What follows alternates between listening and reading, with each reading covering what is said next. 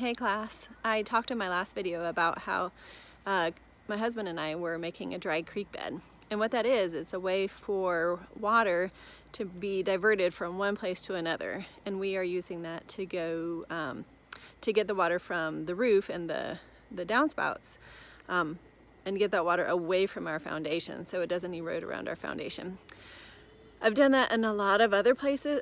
I've done some water diversion in other places around our house through pipes, but a dry creek bed is different. We had a lot of erosion around our house, so we took our downspouts and we put these black pipes and we brought the water away from the foundation of our home.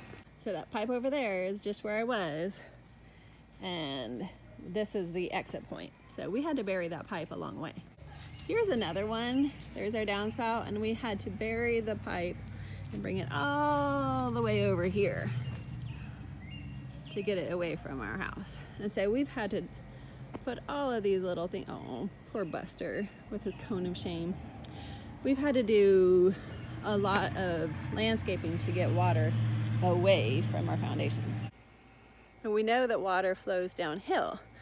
So we had a problem. We have this downspout that is about 75 feet away from where we want the water to go.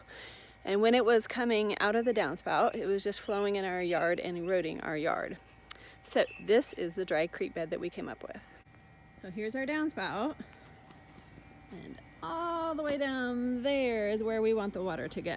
It was coming out here and it was eroding our yard. You can see that there's a lot of place that does not have grass. So what we did is that we dug a trench the whole length of our house, and then we put large rocks on either side, and then we filled it in with this gravel, and the water will come down out of the spout when it's raining and hopefully stay within the bounds of our dry creek bed and not jump over into our yard again, and it will go all the way down. The idea being that it resembles a creek bed when it is not raining, and then it does act as a creek when it is raining. So here it is from the bottom. It's about 75 feet, and the water will just come down here and go into the natural little ravine that we got going back here, and the water will disseminate into this little forest area, and then eventually there's an actual creek, not a dry creek, down at the end of our property.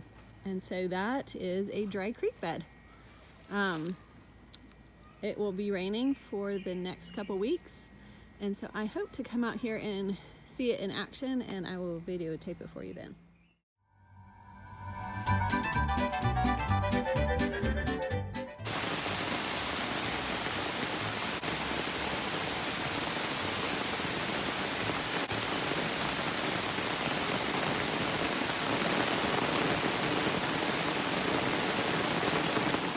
Beyond excited that our dry creek bed worked like we thought it would during the rains, and it brought the water away from our foundation so that it does not erode anymore and harm the foundation of our home, and it brings it out into the forest where we are fine with it being. So that was really great. The one thing that I added since then is I added some little fish to the dry creek bed to make a little whimsical scene in here, and I'm excited because the fish along with the grass kind of look like a little seaweed in here. So I'll show you a picture of that. A couple of the fish that I have completed. They look really cute amongst the monkey grass. It kind of makes the monkey grass look like seaweed, so that's a really fun addition here. Here's another one up top,